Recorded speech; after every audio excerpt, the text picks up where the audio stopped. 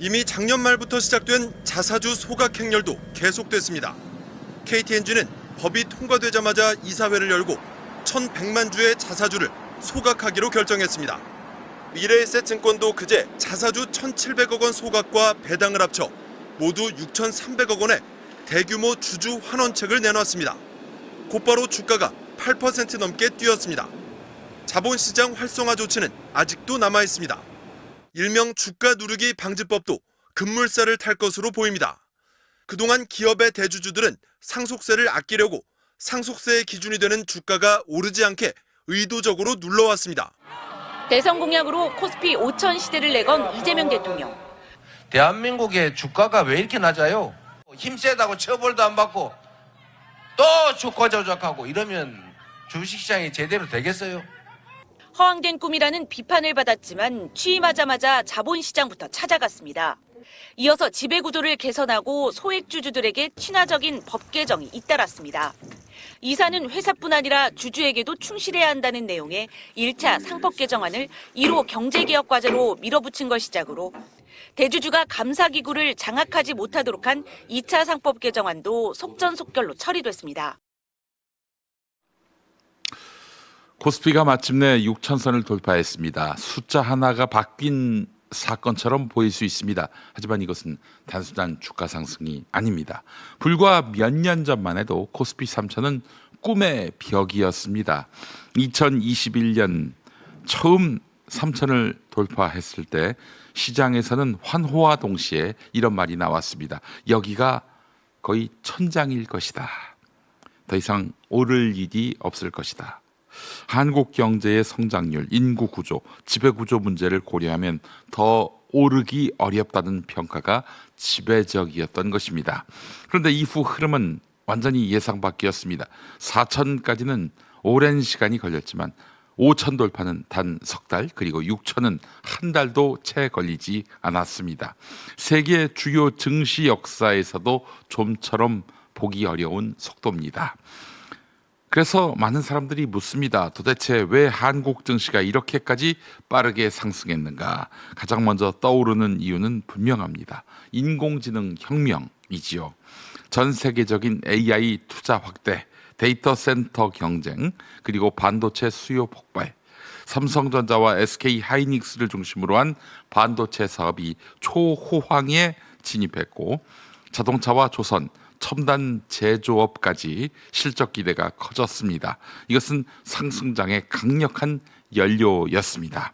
하지만 여기서 중요한 질문이 있습니다. 연료가 있다고 해서 모든 나라의 증시가 똑같이 오르지는 않습니다. 왜 한국 시장이 특히 강하게 반응했을까? 그 답은 의외로 단순합니다. 한국 주식이 그동안 너무 싸게 평가돼 왔었기 때문입니다. 앞서 이재명 대통령의 말 들으셨지요. 이른바 코리아 디스카운트. 기업 경쟁력은 세계적이지만 주가는 항상 저평가됐습니다. 투자자들은 오랫동안 이렇게 말해왔습니다. 한국 기업은 좋지만 한국 시장은 믿을 수 없다. 주식을 보유해도 주주 권리가 약했고 배당은 부족했고 지배주주 중심 경영이 반복됐습니다. 무엇보다도 시장 질서에 대한 신뢰가 낮았습니다. 그렇지요. 불공정 거래, 주가 조작 논란은 한국 증시에 늘 따라붙던 그림자였습니다. 아니 영부인부터 주가 조작을 하는데 말다한 거 아닙니까?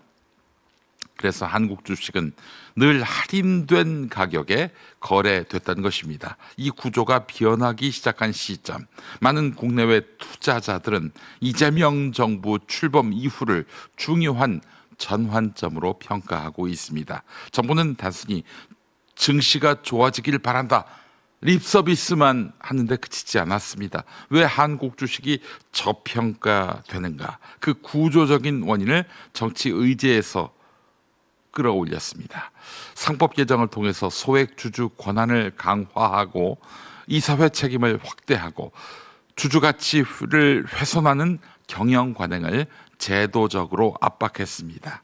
여기에 주가 조작에 대한 강경 대응이 이어졌습니다. 원 스트라이크 아웃, AI 기반 감시, 계좌 동결 등 이전보다 훨씬 강한 시장 질서 확립 정책이 시작됐습니다. 앞으로 주가 조작 신고하면은 로또급의 포상이 있을 것이다라는 이재명 대통령 발언 들어보셨죠? 시장은 이를 이렇게 해석하고 있습니다. 이제 한국 시장의 규칙이 바뀌고 있다. 여기서 매우 중요한 사실 하나가 있습니다. 대통령이 주가를 직접 올릴 수는 없습니다. 기업 실적을 명령할 수도 없고 글로벌 반도체 수요를 조절할 수도 없으며 미국의 금리를 결정할 수도 없습니다. 그래서 역사적으로도 정치인의 구호만으로 성공한 증시 부양은 거의 없었습니다. 하지만 대통령은 한 가지 바꿀 수 있습니다. 시장에 대한 신뢰의 방향입니다. 금융시장은 미래를 사고 파는 곳이죠. 투자자들이 보는 것은 현재가 아니라 질문입니다. 이 정부는 투자자를 보호할 것인가? 정책은 지속할 것인가? 규칙은 공정하게 집행될 것인가? 이 질문에 대한 확신이 생기면 위험 프리미엄이 낮아지고 주가는 자연스럽게 재평가되는 것입니다. 코스피 6천은 바로 그 신뢰 변화의 결과라고 볼 수 있습니다. 특히 주목할 점은 이재명 대통령이 주식시장을 단순한 금융 영역이 아니라 국민 자산 형성의 핵심 정책 영역으로 직접 언급했다는 점입니다. 한국 정치의 오랜 공식은 단순했습니다. 국민의 자산은 곧 부동산. 60%가 넘어요. 60%가. 네. 집값이 오르면 경제가 좋아 보였고 정책 역시 부동산을 중심으로 설계됐습니다. 그러나 그 결과는 자산 양극화와 경제 왜곡이었습니다. 이번 정부는 그런데 다른 방향을 제시하고 있어요. 부동산에서 주식시장으로 자금 흐름을 이동시키는 것이 더 생산적이고 지속 가능한 경제라는 판단이었습니다. 실제로 대통령은 부동산에서 주식시장으로 돈이 이동하는 것은 고무적이다 이렇게 평가했습니다. 이건 단순한 발언이 아니라 정책 철학의 선언이었습니다. 주가 상승이 가지는 경제적 의미는 생각보다도 큽니다. 가계 자산이 늘어나면 소비가 살아나지요.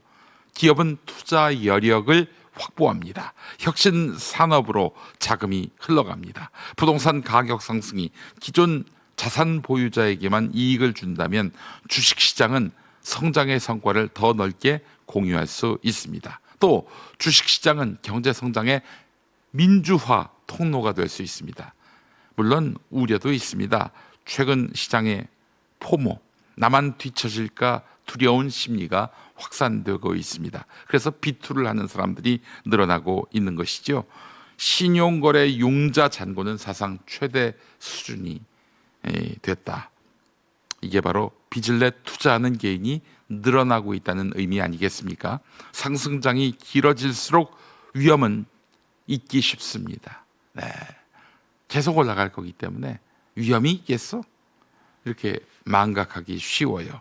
그래서 이제 정부의 역할은 주가를 끌어올리는 것에 그치지 말고 과열을 관리하고 안정적인 상승 구조를 만드는 데에도 있을 것입니다. 장기 투자를 유도하고 고위험 금융 상품에 대해서 관리하고 그리고 자산 격차 완화 정책까지 함께 고민해야 할 시점인데 하나만 한 얘기입니다. 이미 이재명 대통령 머릿속에 다 들어가 있을 것이기 때문입니다.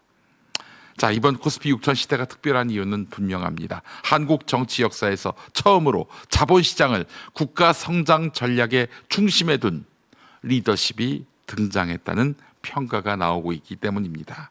네, 대통령의 정책 의지로 주가를 부양하고 있는 정말 몇 안 되는 사례가 이번에 확인이 된 것입니다. 우리가 두 눈 뜨고 보고 있는 겁니다. 시장은 법보다 관심에 민감합니다. 대통령이 자본시장에 관심을 가지면 금융당국의 우선순위가 바뀌고 입법 속도가 달라지고 감독의 강도가 달라집니다. 관료 조직의 인센티브가 바뀌고 시장과의 소통이 늘어납니다. 이 변화는 숫자로는 잘 보이지 않지만 투자자들은 즉시 체감합니다. 세계 경제사에서도 이런 패턴은 반복됐습니다. 미국은 1930, 40년대 대공황 이후에 강력한 증권 규제를 통해 시장 신뢰를 회복했습니다. 일본은 기업 지배구조 개혁 이후 장기 주가 상승을 경험했습니다. 공통점은 한 가지입니다. 최고 권력자가 자본시장을 국가 전략으로 인정했을 때 장기 상승 사이클이 시작된다는 점입니다. 코스피 6천은 결국 우리에게 새로운 질문을 던집니다. 앞으로 국가 경쟁력은 무엇으로 평가할 것인가? 네, 결국 우리가 선택해야 할 지도자의 기준도 달라질 것입니다. 주식시장을 이해하는가? 시장 신뢰의 중요성을 아는가? 국민의 자산 증식 욕망을 건강한 성장 동력으로 볼 수 있는가? 국민이 자산을 늘리고 싶어하는 마음은 탐욕이 아니라 불확실한 미래에 대한 대비이자 희망입니다. 이걸 문재인 정권은 악으로 규정하지 않았습니까? 지들은 뒤에서 이렇게 재산이 폭증하고 있는데, 부동산 자산이. 예. 자, 불확실한 미래에 대한 대비이자 희망을 존중하고 그 희망을 제도와 정책으로 뒷받침하는 지도자, 그런 리더십이 앞으로 더욱 중요해질 것입니다. 코스피 6천, 이 숫자는 단순한 기록이 아닙니다. 대한민국이 부동산 중심 자산 국가에서 자본시장 중심 경제로 이동하고 있다는 신호고, 정책 의지와 리더십이 시장 구조를 변화시킬 수 있다는 신뢰입니다. 자, 이제 우리는 다시 물어야 합니다. 다음 시대의 지도자는 국민의 삶뿐 아니라 국민의 자산까지 성장시킬 준비가 되어 있는가?